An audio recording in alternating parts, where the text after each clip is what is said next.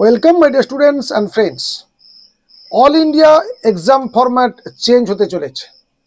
NEET প্রশ্নপত্র বিতর্কের মাঝেই এবার পরীক্ষার ফরম্যাট বদলের ভাবনা চিন্তা শুরু করলো সরকার।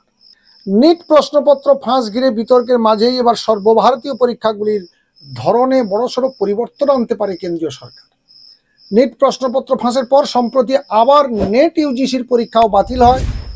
এরপর নেট সিএসআইআর এবং নেট পিজি বাতিল হয়েছে অনিবার্য লজিস্টিক্যাল সমস্যার কারণে।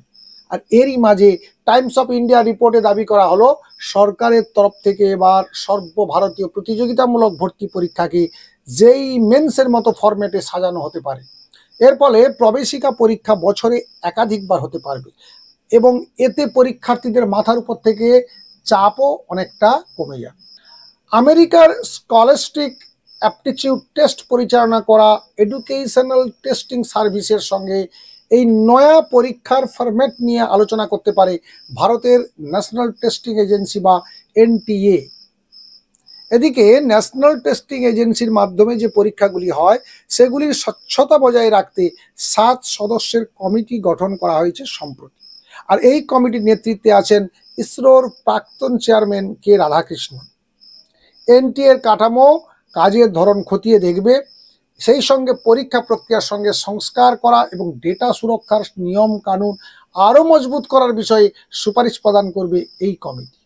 আর সেই কমিটিতে আরও আছেন দিল্লি এইমসের প্রাক্তন অধিকর্তা Randeep Guleria, central university of হায়দ্রাবাদের উপাচার্য বিজে রাও, আইআইটি মাদ্রাজের সিভিল ইঞ্জিনিয়ারিং বিভাগের emeritus professor K Ramamurthy, Karmayogi ভারতের সহপ্রতিষ্ঠাতা পঙ্কজ বনসাল, আইআইটি দিল্লির পড়ুয়া বিষয়ক ডিন আদিত্য মিত্তল এবং কেন্দ্রীয় শিক্ষা মন্ত্রকের যুগ্ম সচিব গোবিন্দ জয়সওয়াল।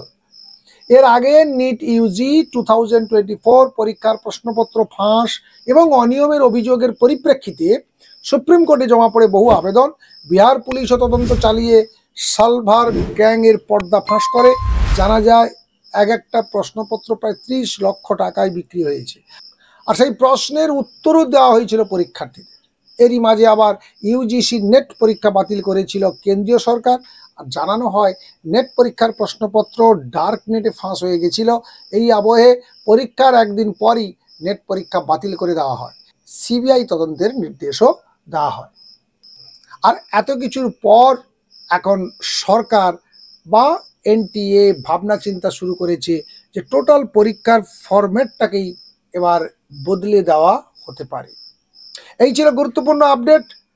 পরবর্তী আপডেট অবশ্যই দেখার জন্য চ্যানেলটিকে সাবস্ক্রাইব, লাইক এবং বন্ধু বান্ধবদের শেয়ার করতে কখনো ভুলবে না।